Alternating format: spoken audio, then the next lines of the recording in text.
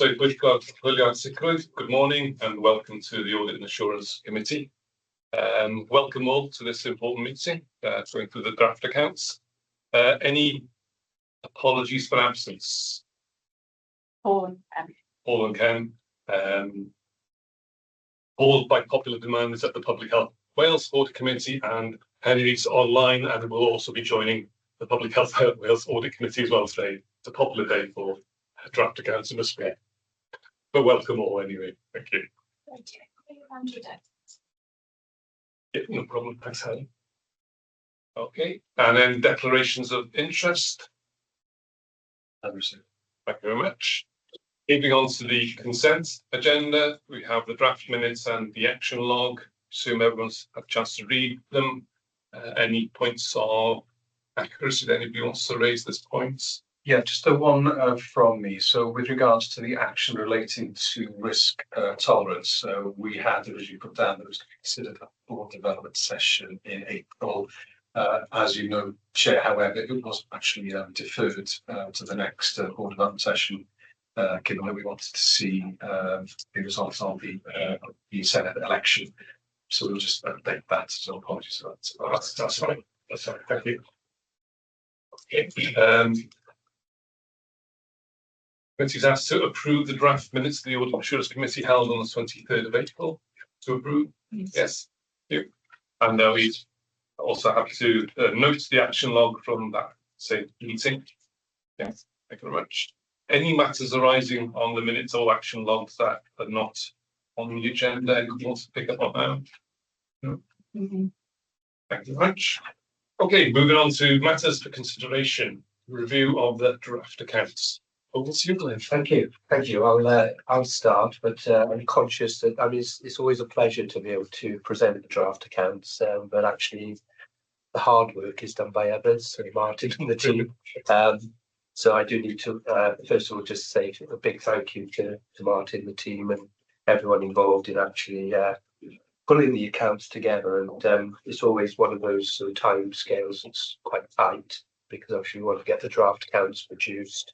And then enable Audit Wales to come in and review them, which is where we're currently at the moment. So you've got a copy of the draft accounts. Draft is important because obviously they are subject to that sort of external audit review, which is taking place now, and the plan would then be to, subject to any changes, approving the accounts by the end of June. So we've got an audit committee arranged for the middle of June, and then a board the following week where we would formally consider and then approve the accounts as an organisation. Just a few, I suppose, headlines really in terms of the draft accounts. So we've got two statutory financial duties that we are required to achieve each year. One is around operating within what's called our revenue resource limit or revenue budget, and then the second one is operating within our capital resource limit or capital budget. You'll see from draft accounts, hopefully, that we're reporting a surplus of about £530,000 against our revenue resource limit. To give a bit of context, that's probably just over 0.1% of the total budget for the year.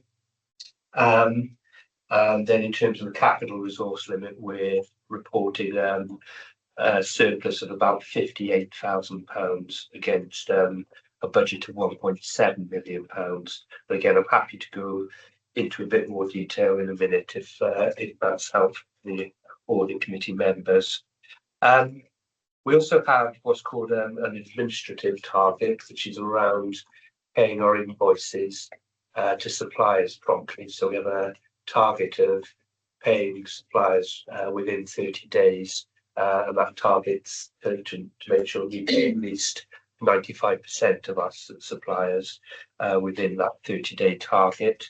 Obviously, it's a really important target in terms of large public sector body paying suppliers, many of whom are small, medium-sized businesses who rely on cash flow. So really important from that perspective. And we're reporting that we achieved 97.8%, so again exceeding the target of 95%. Those are probably the key headlines that I wanted to just sort of cover off. I think the report sets out some of the key timescales for when and how we will be looking to finalise the accounts and then get them formally signed off.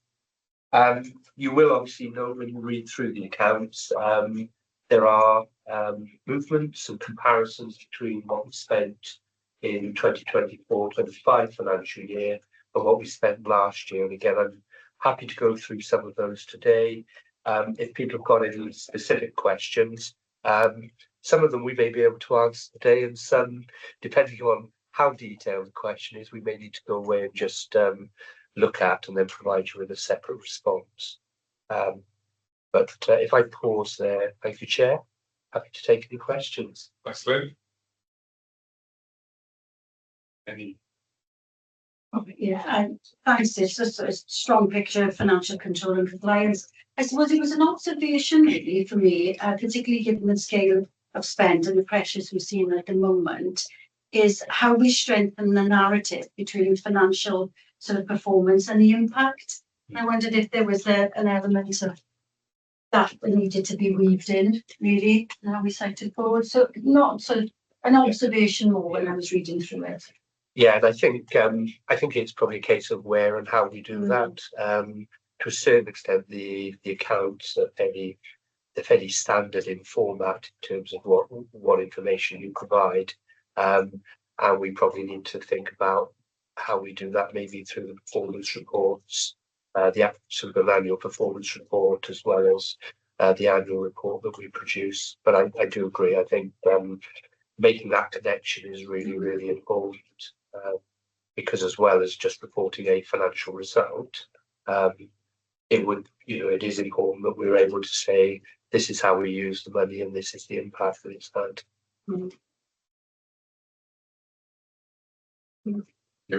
John. Thank you, Chair. Thank you for the report, Glyn, and certainly thank the team for the work that they've put in terms of providing us with the draft accounts for scrutiny. Can I ask perhaps two questions, and they may be naive questions, but it's for my own reassurance. Can I refer, Chair, please, to 1.25, which talks about estimation of uncertainty, and there it clearly says there are no estimation uncertainties. I just wanted to check, Glyn, how accurate is that when perhaps we face quite, and I've talked about uncertainty with regards to HMRC VAT related risk and the uncertainties around that, and whether that has been an issue during the year or not, that enables us to say there has been no estimation uncertainties, or whether we should tone that down a little bit. And also, we've often talked about our financial performance being impacted by external factors that sometimes we don't have control over. And again, I'm just wondering whether that externality has meant that there has been some impact on that uncertainty. Does that make sense? Yeah. So I suppose there's probably something about differentiating between uncertainty during the year, and you're absolutely right. I think there are probably a number of things that are uncertain during the year where we make estimates, and when we report to the board and we forecast, that's very much based on assumptions and estimates because of the uncertainty around a number of those things. I think once we've once we get to that point where we're reporting the actual financial position and the set of accounts for the year, which is effectively historic, I think there are probably very few or no real areas where we rely on making estimates to put financial figures in. So some organisations will still rely on estimates for reporting expenditure on certain areas. So in health boards, for instance, where perhaps some of the data is still a month or 2 months out of date, they will rely on making an estimate. So estimating how much they're going to spend on prescribing or continuing healthcare, for instance. And in that case, they would come up with a methodology for estimating what they think the expenditure is that they should put into the accounts. In terms of our position, because we've, so if you think about it, where we spend most of our money is education and training, because we know how many students are taking up programs, and we effectively we only include in the accounts the spend that relates to that particular period. We can do it with more certainty, so we don't rely on an estimate as such. In terms of your point around HMRC, I mean, it's a really good question. We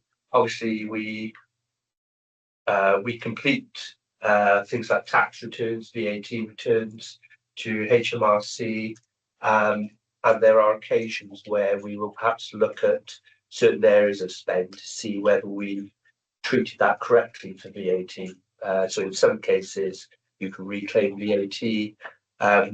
There are instances where we may be advised that we can challenge HMRC about whether we should be paying VAT or not. And in those instances, we tend to make what's called a provision. So in respect of making a provision, you could argue there's a degree of estimation in that. Yeah. But it's usually a provision based on a set of assumptions about we believe that we're entitled to reclaim this VAT on this particular service, and therefore we've reflected that in the accounts. Very often then afterwards, if there's a change in decision by HMRC, we may find that we don't require that provision. But at that point in time, it's based on our best assumptions. Thank you very much, Glyn. That is helpful. Chair, may I ask a second question? You may. Thank you. So, Glyn, in terms of the underspend, which is noted, and there are parts of the report that give an indication as to why that may be, but it's very superficial, really. And I guess it's similar to the vein of Dawn's question. I just wonder whether the drivers for this underspend should be there should be a stronger narrative. So, for example, I was left thinking, well, is this a representation of efficiency saving? Is it slippage on delivery? Is it the fact that we've had workforce gaps or vacancies that have resulted in this? Or have we delayed programmes and the start, etc., etc.? I was just left thinking that in terms of some of the detail. Or is it the case that sort of narrative is not included in draft accounts? No, again, it's a really good question. I think in terms of what we're required to produce for a statutory set of accounts, it's very much a factual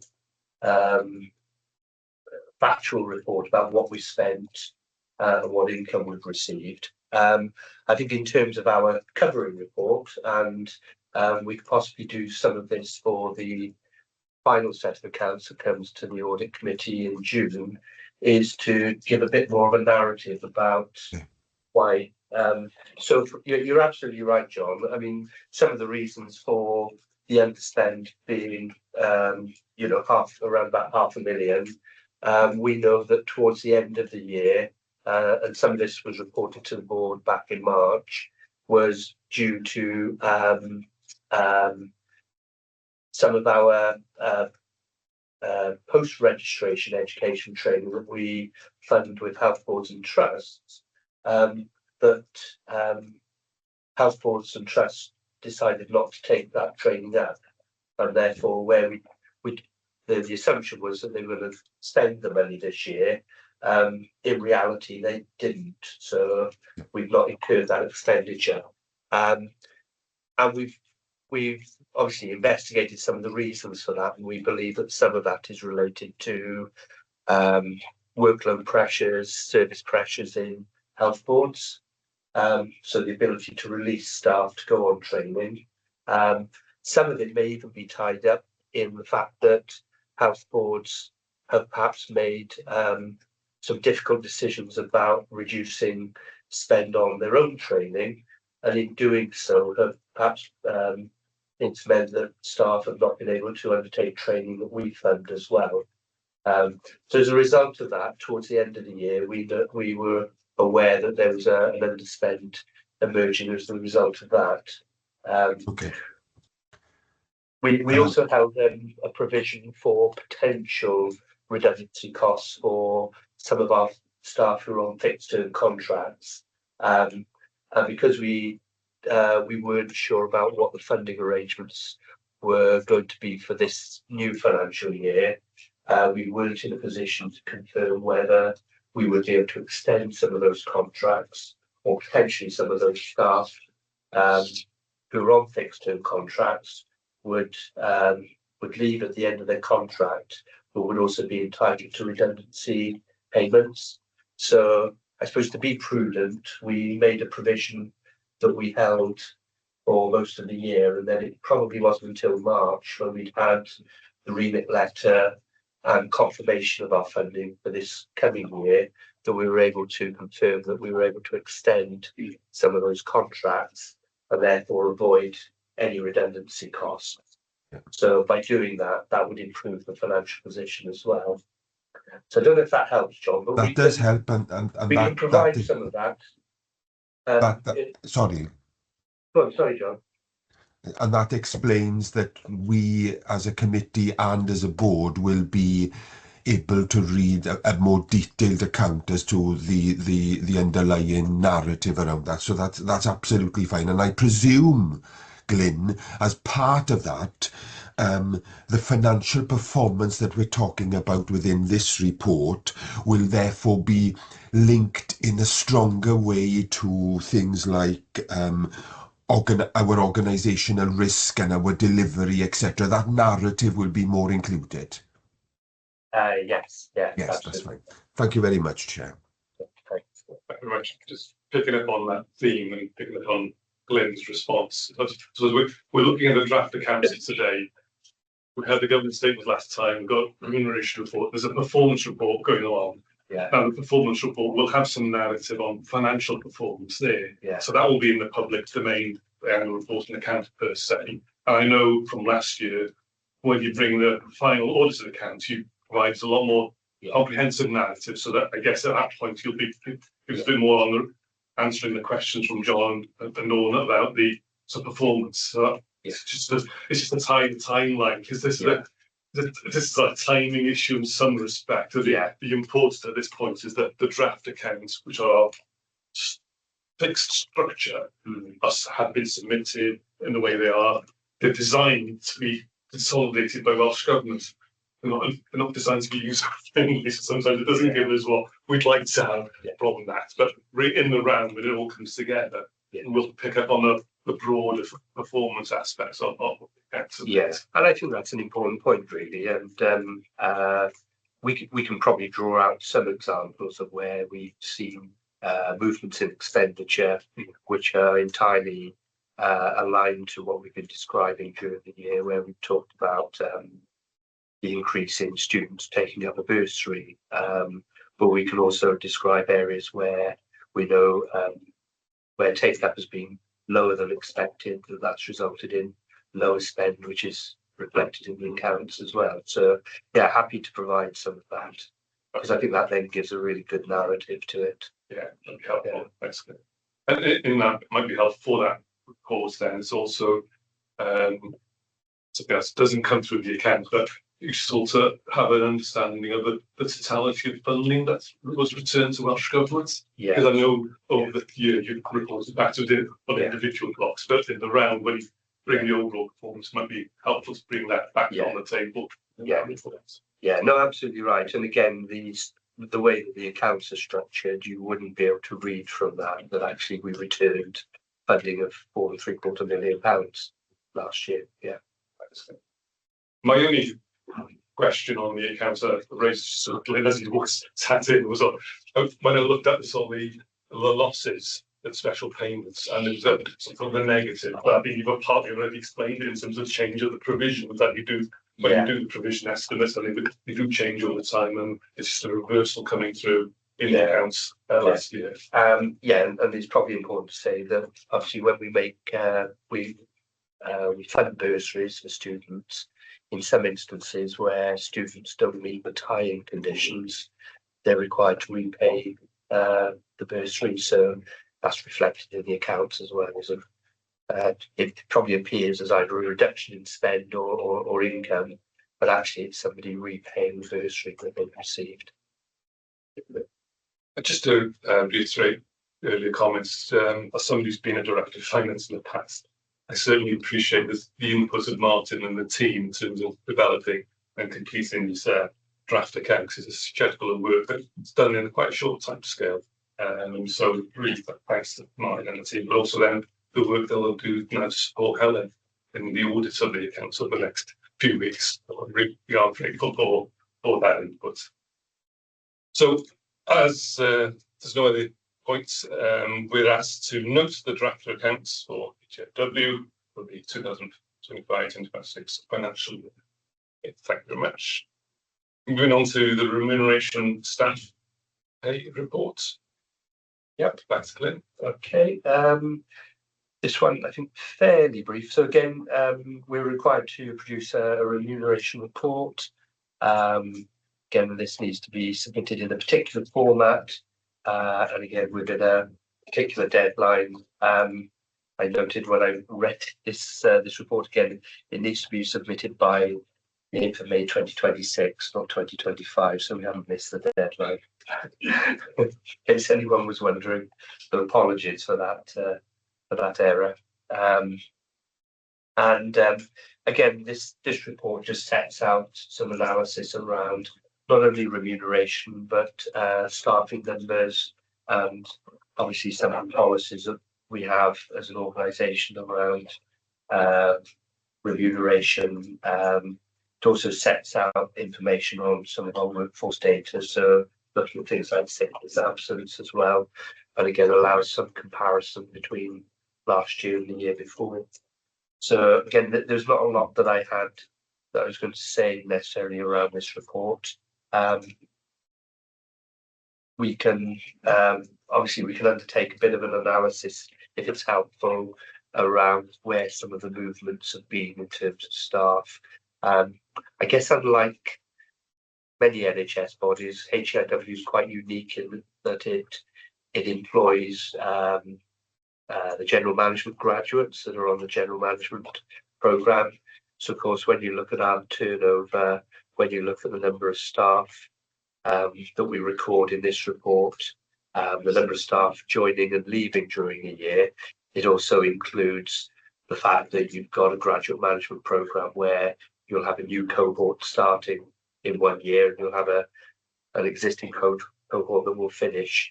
Similarly, we employ interns who work temporarily in the organisation, one of the teams that I've managed over the last year or two, the national programmes team, we rely quite heavily on short-term funding, short-term staff appointments. So very often you'll see the impact of employing staff on maybe a 12-month basis to complete work as well. So some of those workforce changes will be reflected in the remuneration report. So happy to pause and take any questions. I think Glenn, you just picked up on the point I was going to raise. It's relating to those 94 new starters and leavers. And I just wonder, for a layperson, when this is read later on, type of thing, sort of, would it help to have a sentence to explain what's the turnover of our permanent sort of posts, and which ones are those ones that we would expect to churn type of thing? Yeah. On the face of it, 94 is quite a high figure, given the 500 or so. Yeah. So I won't usually sleep. It's just not. Is it worthwhile just to sort of put an additional sentence in there? Yeah, no, that's. Yeah, we can do that. Did a little bit of analysis, and over half of the numbers has been in respect of the trainees, interns, and fixed term. So if we put a sentence into give a bit of context on that. Yeah. And if it's helpful, we'll provide a note back to the audit committee, because I'm conscious with this report we can make that change, but we will then be submitting it to our government. So as long as you're happy with that. If you just send a revised completed paragraph out to members, fine. Very good. Yeah. Okay. That's it. Thanks very much. John, sorry. Thank you, Chair. Just general points, if I may, Chair. It's assuring to see that the sickness rate is lower than the national average in Wales. I think we're at around 2.94%. However, when you read the report, what's interesting is that for us, the issue is very much long-term sickness, which is quite significant in terms of the impact that it's having on the organisation. So I think as an audit committee, we certainly need to be keeping a look at how we are ensuring we're supporting staff well-being, particularly in terms of this issue of long-term sickness, because the report notes that much of that is in terms of mental health, and therefore certainly as an independent member, I've noted that. I think that's quite significant.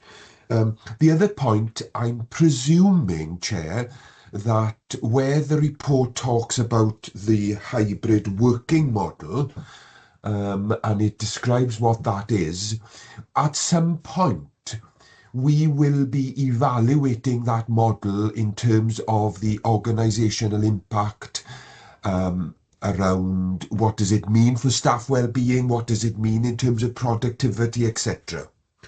And I think also we've done quite a bit this year around equality, diversity and inclusion, and particularly ensuring that there's a platform for equal progression.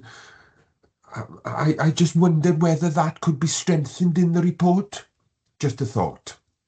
Thank you, Chair.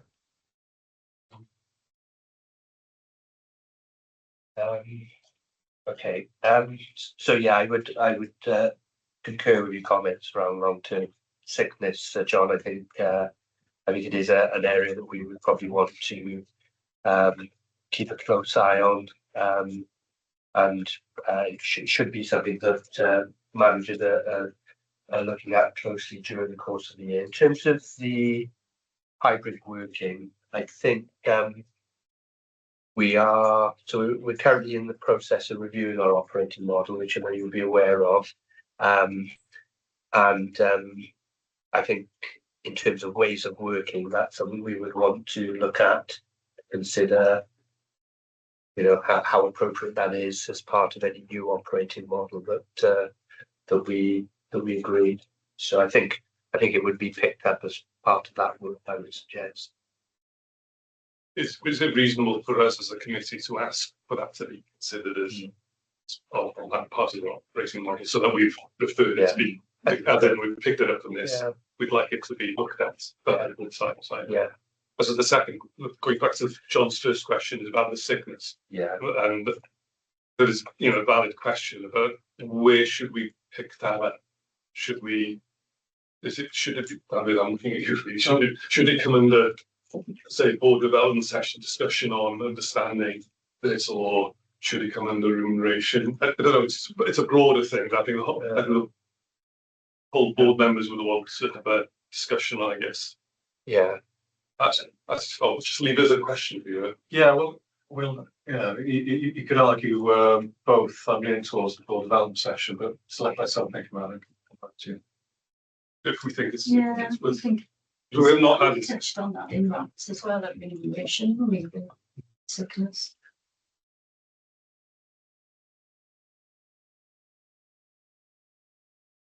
yes. If the colours are happy because of 2 points we picked up that way, then Yeah. it's really helpful. Thank you, Chair. Thanks, John. Good points. Any other points anybody wants to pick up on now?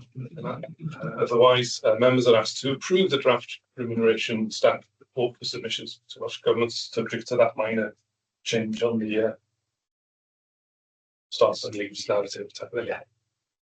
And John's point around the Yeah, sorry. sure. Yeah, that's good.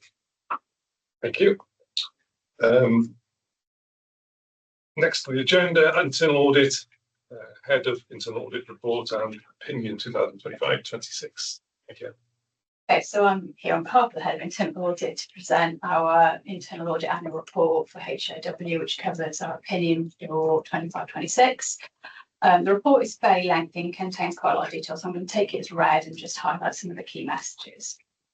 So the report sets out the head of audit's opinion together with the summarised results of the internal audit work that we've done over the last year, and each of those reports have been brought through committee, so each of you will be familiar with those. So at the end of the audit year, the head of audit is required to give an assurance opinion. And the purpose of this is to contribute to the assurances available to the chief exec as the accountable officer to the board, which underpins the board's own assessment of its effectiveness of systems of internal control. In pulling together this opinion, a quality assurance process has been undertaken with the Director of Audit and Assurance to ensure that the overall opinion is consistent with those of the other health organisations and the underlying objectives. So the overall opinion we concluded for 25-26 is one of substantial assurance. I suppose at this point I probably should say it's the first time internal audit since we've been shared services has issued a substantial assurance opinion to any health board or health organisations. The opinion itself is derived from the audits that we've done over the year, the risk-based audit programme, where we look at sort of the number of audits that have been done, what ratings they were, but we also take into account the individual findings from those audits. So there were 7 substantial assurance reports during the year, 3 reasonable, no limited, no assurances. By comparison, last year there were 6 substantials and there was a limited last year, so difference there. Also, there's only been 16 recommendations made during the year compared to 34 last year. So again, a significant difference, and that's sort of indicating or sort of evidence in that step up from a reasonable to overall substantial. We've also taken into account work we've done in terms of tracker, and what we've noticed in most of those higher priority recommendations that we did make, or ones that were related to design matters, have actually already been implemented throughout the year, so that our actions are being implemented in a timely manner. And we also did a piece of work around bursary, which was a limited assurance piece last year, and then we revisited this year quite promptly as well. Everything has been done that we recommended there. So all of that sort of builds the picture of the substantial assurance overall. Didn't intend to say much more than that, but the annual report is in draft at the moment because we are still waiting for a few pieces of information from our shared services colleagues that will feed into your annual report, because where they do audits, for example, payroll, accounts payable, but our understanding is there's nothing material coming out of any of those audits that would impact on HOW's overall opinion. Happy to take any questions. Thank you very much.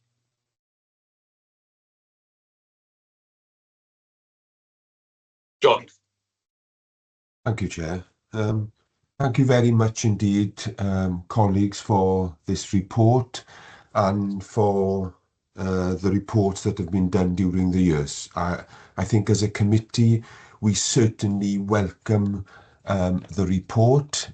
It is reassuring that we're in a position that we've had no audits of limited or unsatisfactory assurance, 7 substantial and 3 with reasonable. However, I think it's important that although we've had, and it's encouraging, although we've had substantial assurance, that does not mean no risk. That doesn't mean that there are no weaknesses. We know that there have been reports that have come to this committee where, for example, matters that are seen as high priority are still ongoing. There are issues around risk registers that are still ongoing that we need to think about. So I take assurance from the report and I welcome the report. However, we need, I guess, to provide balance and to continually challenge ourselves as an organisation that there are no emerging weaknesses that are coming through, or that as a committee we need to ensure that managers are still responding to some of the outstanding recommendations within some of the reports and they're not slipping, etc. So I don't want us to think, well, we've got substantial assurance, that's it, we can breathe again. The challenge is still there, Chair. Thank Yes, you. indeed. Thanks, John. Whilst, yeah, you're right, whilst the report is welcome in terms of the overall assessment this year, clearly we should not become complacent. So we've now set ourselves a high bar and we need to continue to respond to everything there. Likewise, when we set out the audit plan, should be against the risk areas, not the soft areas, and we continue to focus on that. But certainly, I welcome the report, not just the overall assessment, which keeps David happy when he does the sort of annual report side of it. But the fact that if you look at the performance statistics, sort of greens and the response of managers to timely response and everything else. Likewise, the audit tracker aspect of it, it's smaller than what I've seen in other organisations. So I think we are in a good place, but we do still need to continue on this journey of maintaining standards and good governance in this regard. So yeah, thanks the team in the total audit, but also thanks managers across the organisation of being responsive and being on top of things. It is an important thing. Good governance is really good for us in terms of our own business. So it is an important aspect. So thanks a lot for that. So unless there's any other comments, the committee is asked to note the draft internal audit annual report and head of internal audit opinion for 2025-26. Thank you very much. Counter fraud functional stand self-assessment return. Henry.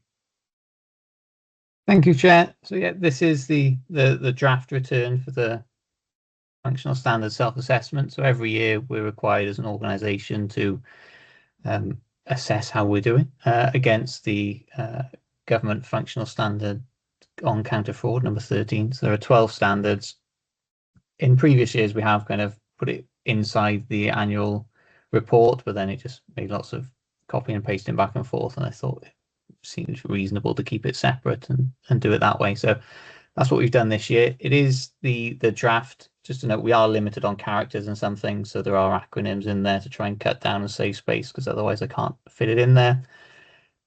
When this is agreed and approved, it has to go through an online portal and it's signed off by the audit chair and the director of finance and then myself to submit it across.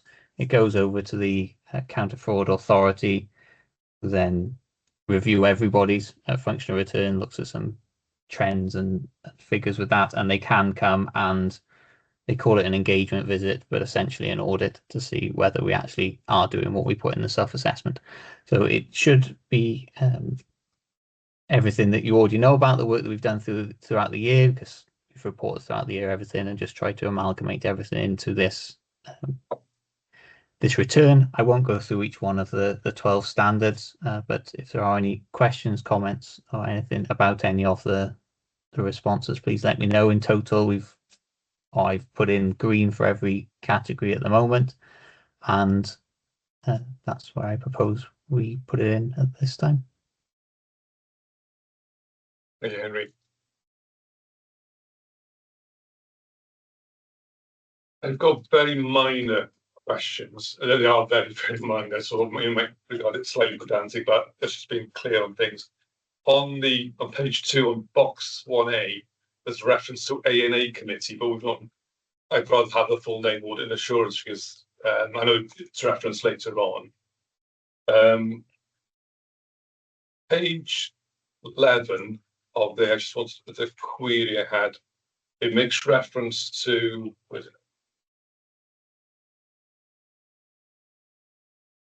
It makes reference to the 24-25 exercise being completed during the year. Is it 24-25? Was it 25-26 exercise? I'd have to go back and double check the exact number. I think it's a 24-25 exercise because that's when it was released. If that's fine. I will double check before we put it through, and I will try and put the full Audit and Assurance Committee in the first box. I think that's one where I hit the character limit, so I had to take it out to put it through, but I will try if I can. Yeah, and then there's missing bits on page 12 on the completion rates. You need to complete, yeah?